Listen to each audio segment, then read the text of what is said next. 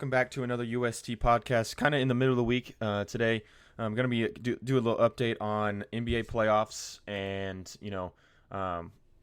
doing some other things in the next couple weeks. So we just want to do a quick midweek update.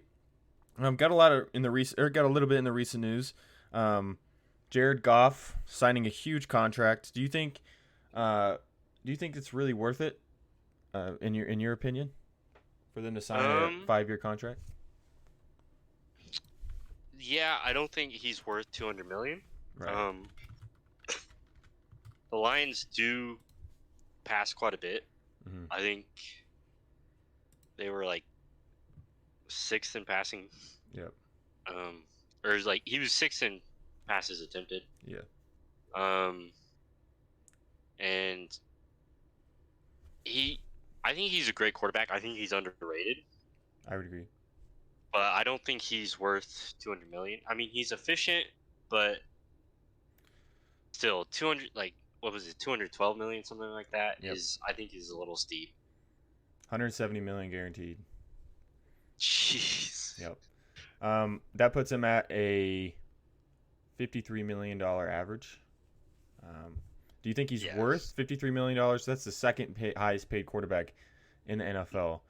I mean, no. And when you kind of look at the trade between the Rams and the Lions, they have the exact same stats, Stafford and Jared Goff. Jared Goff is a younger player, but I mean, this would make an argument that Stafford is worth the same amount, and that's where you can't really agree with that. Kind of like you think Stafford's worth $53 million a year. I don't think so. No. And he has shown Jared Goff, I would say, he's a top 12 QB, but he's only top 12 when he has people around him with like Amon-Ra, who just signed an extension. So they'll be good for the next 4 years with those two players, and they just signed Penei Sewell at the same time in this offseason. So I think signing them to a long-term contract is a good idea. Maybe not they'll have to reshape Goff's contract eventually because of just the sheer amount of money, which is insane. But I would agree that he's top 12 with the players he has around him right now. If he was on the Rams, it would probably be the exact same numbers, just like Stafford had. And I don't think, I don't think he could win them a Super Bowl, maybe, but that's not going to be because he took them to the Super Bowl. It'd be because the team, obviously, it's a team sport, but it's not going to be like Tom Brady or something like that, or Patrick Mahomes. It's Joe Burrow. It's going to be the defense, the run game. It's not going to be based off of Jared Goff's passing numbers. And then Antoine Winfield, highest paid DB ever. What's your initial thoughts on that kind of signing? I like it. He had 122 tackles last year, which he played really well. That's good for a DB. Yep. And then he also had 6 sacks. Mm-hmm. And 6 forced fumbles and 3 interceptions. So that's 9 total turnovers. Yep. I think it's good to shore up a position. And he's young, so he's still he's getting into his prime now. So I think it's a good move. Yep. I would agree that shoring up, like you said, shoring up that position for the Bucs. He's been playing really well. He got kind of snubbed in 2022 from an All-Pro honor. Obviously got All-Pro honor this year. That would make sense because of his extension. And then he actually got a couple votes for the Defensive Player of the Year. So he got the franchise tag, but I don't think that obviously didn't last very long. Couple months, and they pushed for that. He's 5'9", 180, I think, and if you can play, you can play. That's kind of the gist of the story here. Now let's move on into the NBA. I know your Celtics, this is being filmed on Wednesday, the May 15th. I know your Celtics just won their game a couple minutes ago. What was your thought on this game right here, this last game? Al Horford carried. I mean, you were kind of talking bad about Al Horford last time, so I think he must be listening because he's been listening to the podcast. I mean, he went crazy tonight.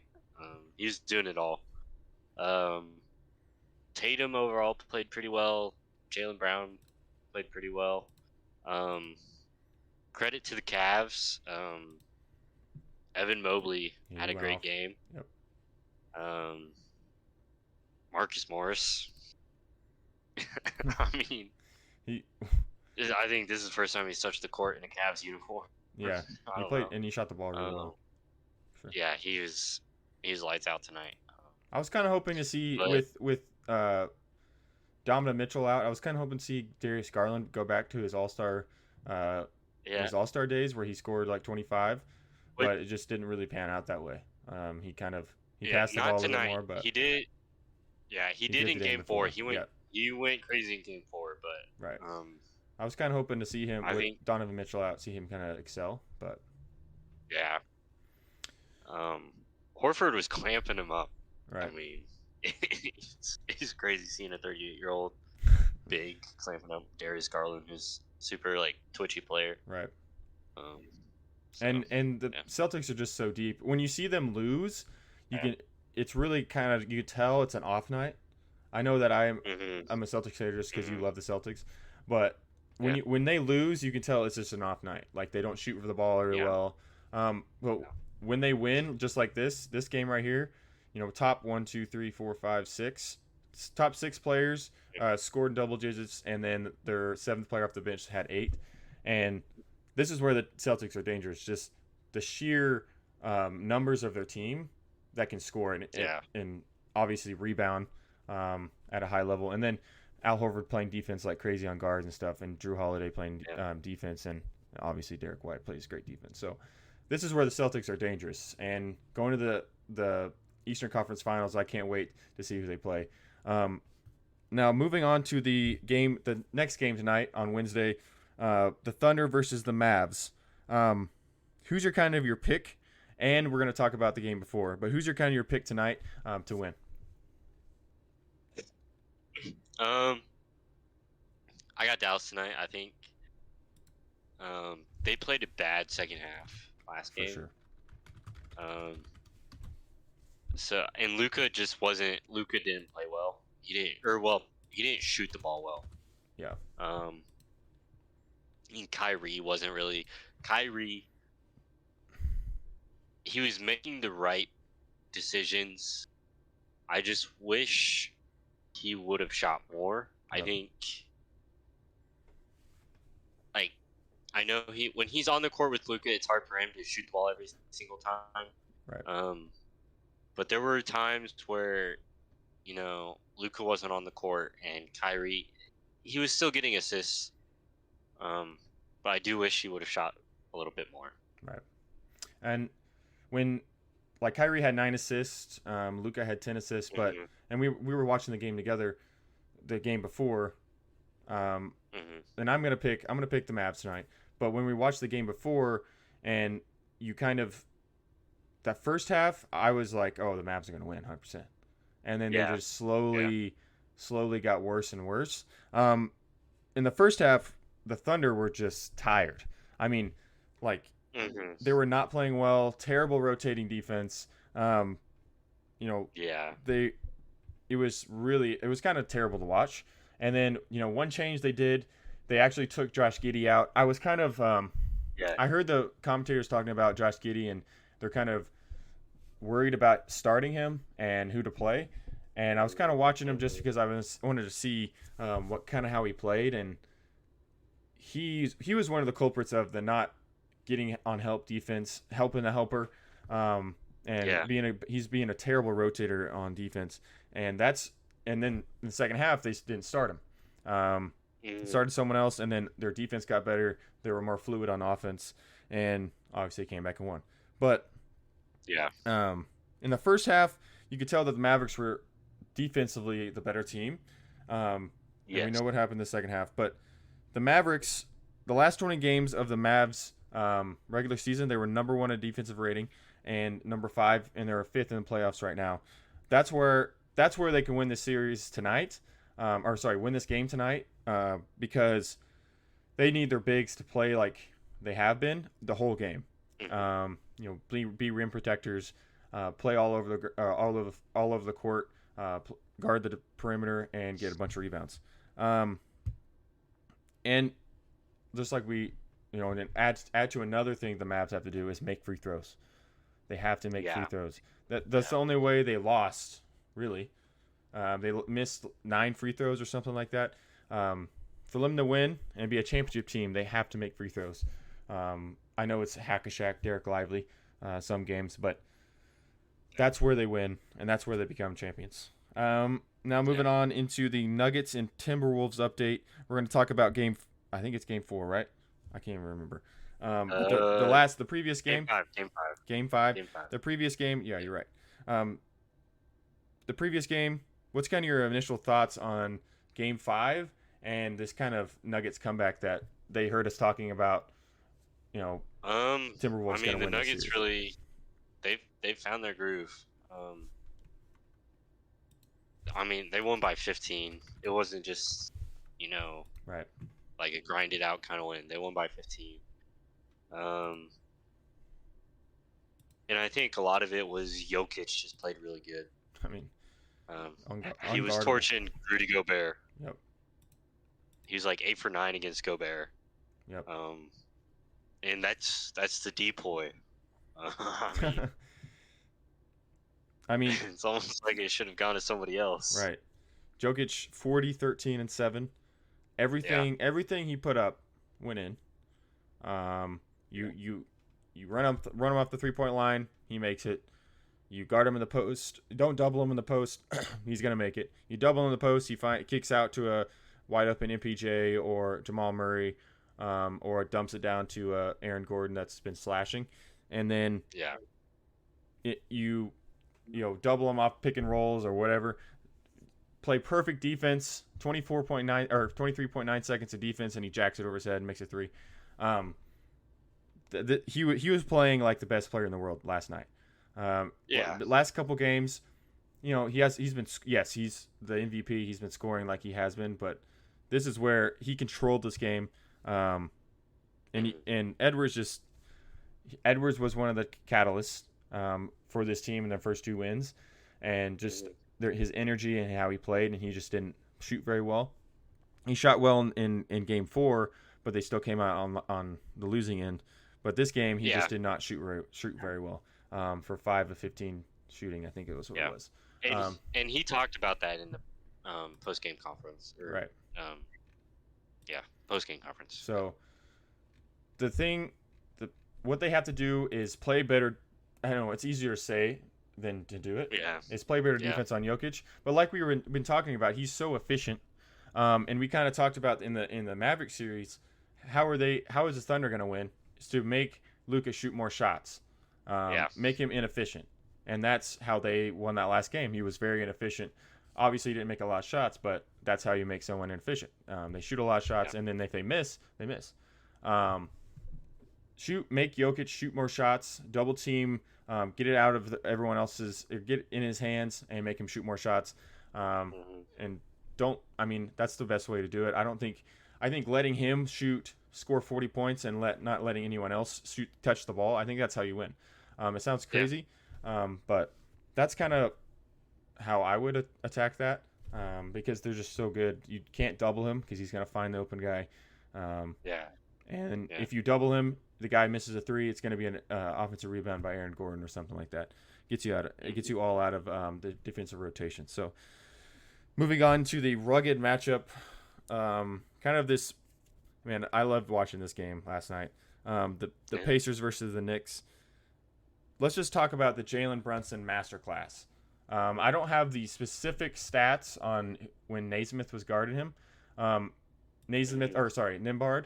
When Nembhard was guarding him, I think he was shooting 67%.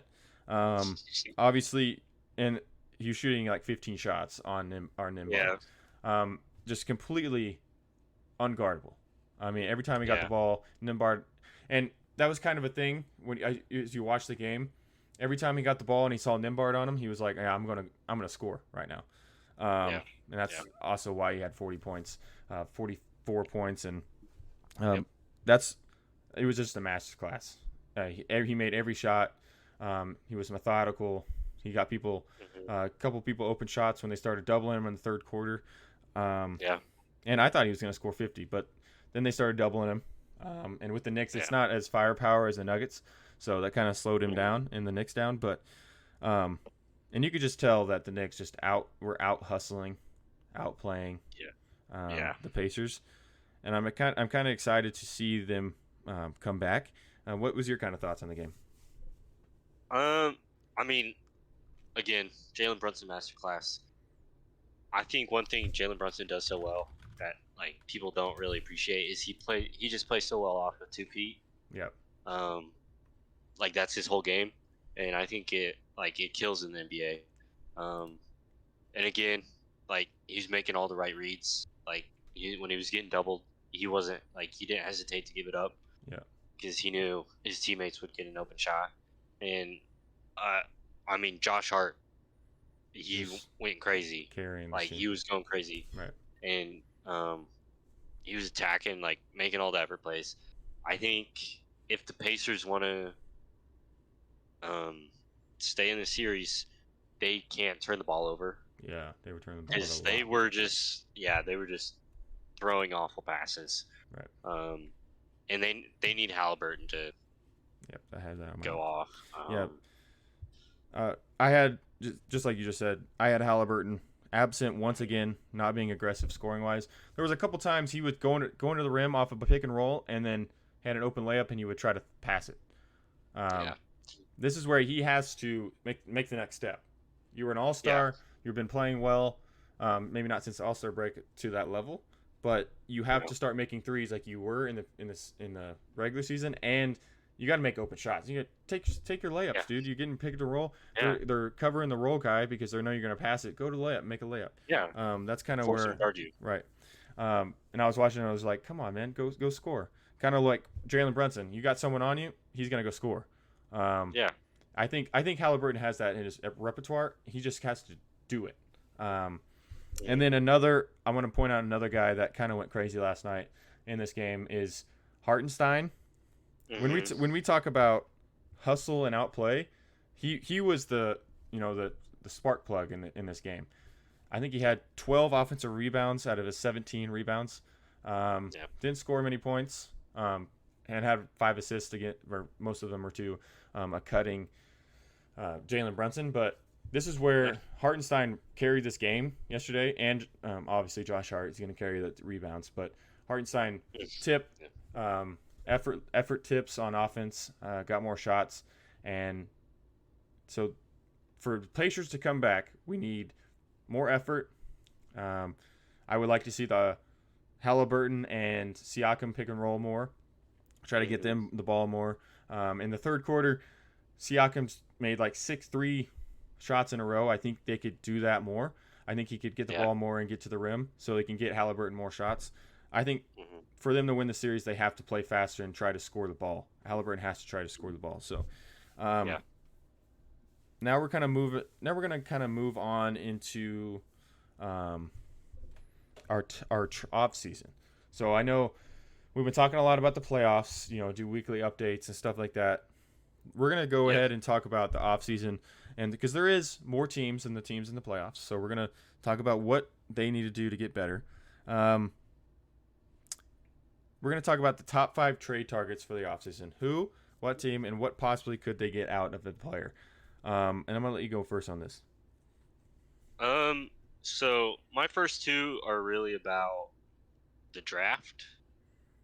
I think I could see the Blazers trying to move up in their draft. Okay. This draft I think is kind of like people are saying it's the worst talent wise. Very interesting. But I do think it's full of role players. Like it's gonna be full of key it's gonna be full of guys like Josh Hart, like Michael Porter Jr., like guys like that. There's a lot of comparisons to like Porter Jr. I know. And there's not really there is a consistency. number 1 overall pick right now. Right. And it's Alex Sarr, and I've watching his highlights. I think he's he's the number 1 pick, obviously. 7-1 can stretch the floor. But I do think the Blazers are going to try and move up. And then the second one, I think the Rockets are going to try and move back. Okay. I don't see them being able to draft a player in their position that really fits their team. Okay. So I think they'll trade back, try and get more out of that pick. This next one, I think Zach LaVine's done in Chicago. Mm-hmm. And I could easily see him going to a team like the Wizards or the Cavs for a bundle of players and picks, like maybe Kyle Kuzma, something like that, or to the Cavs for like maybe Max Strus, maybe Jared Allen, and some picks. And then I think people are talking about trade to LA to the Lakers. Right. I don't think they give up on Trey. I think DeJounte Murray might go to the Lakers. Yep, that's gonna. I could see them. I think maybe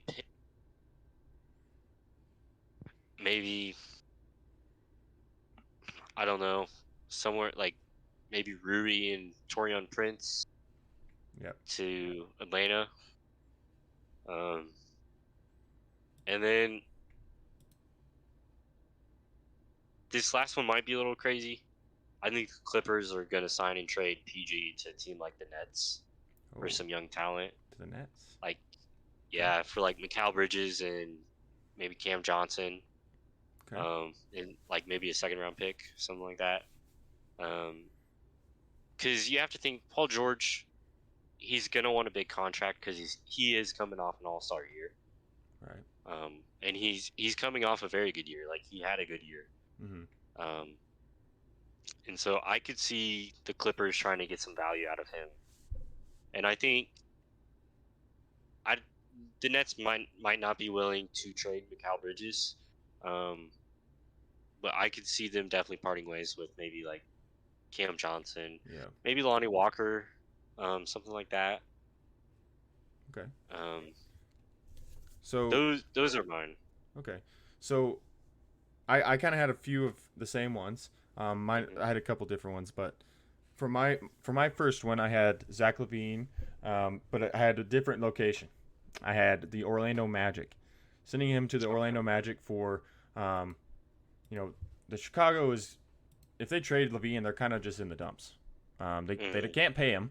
They don't have very much money. They have to pay the new what's his name? The new point guard that went off the season. Kobe White. They have to pay him. They have to pay DeMar DeRozan. He's talked about coming back.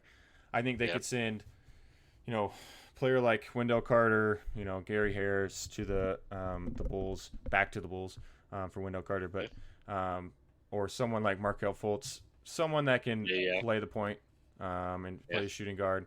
But I think his scoring, it was kind of down this year, yes. But him on the Magic, they need a third kind of a shooter, a third guy that can get the ball going, kind of come off pick and roll and shoot an open three. That's where I think the Magic could use him.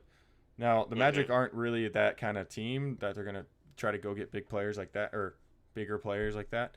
But I think Zach LaVine is kind of that person for them with Paolo on his rookie deal and not having a lot of people that they have to pay.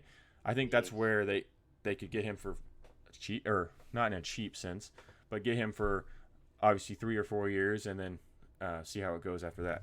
And then number 2 for me, I had Trae Young or DeJounte Murray as my number 2. And I like how you said they're going to keep Trae Young. I kind of agree that they will probably keep Trae Young and not send him to the Lakers.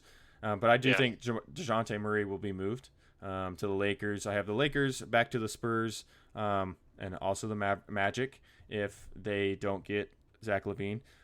Or I have a little secret pick. I could see both of them being traded to the Pelicans. Not at the same time, obviously one or the other.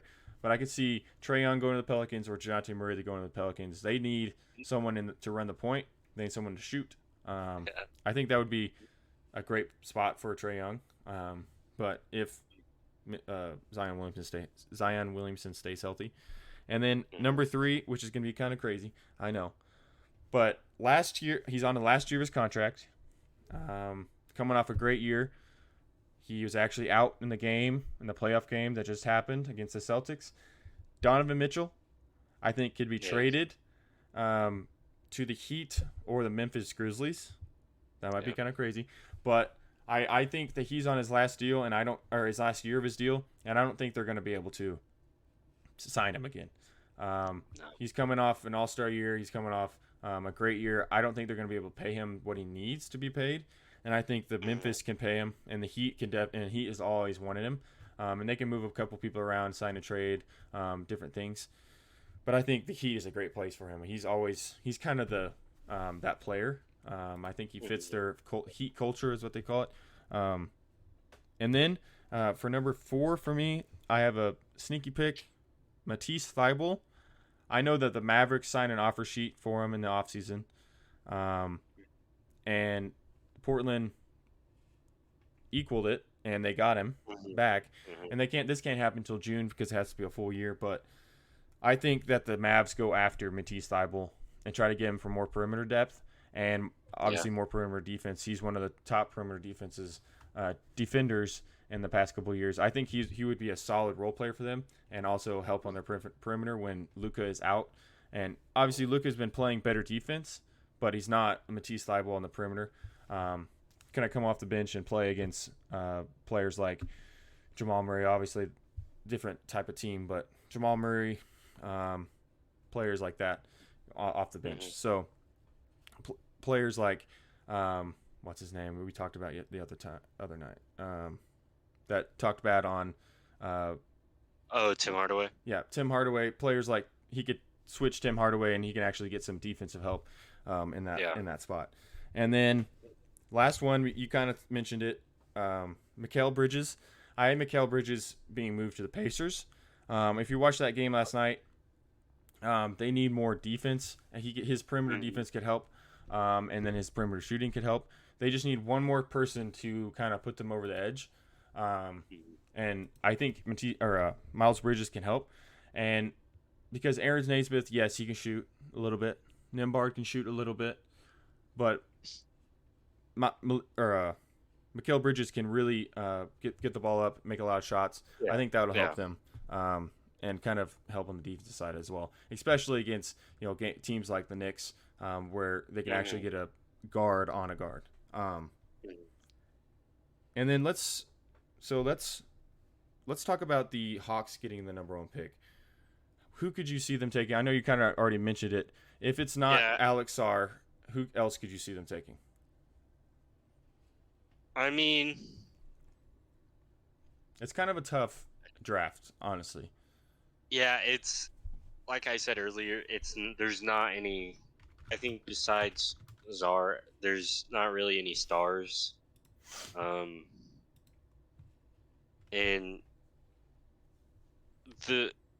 I think the Hawks, they haven't really had any serious talent in the front court besides. I mean, Jalen Johnson's really stepped up. This past year, and I think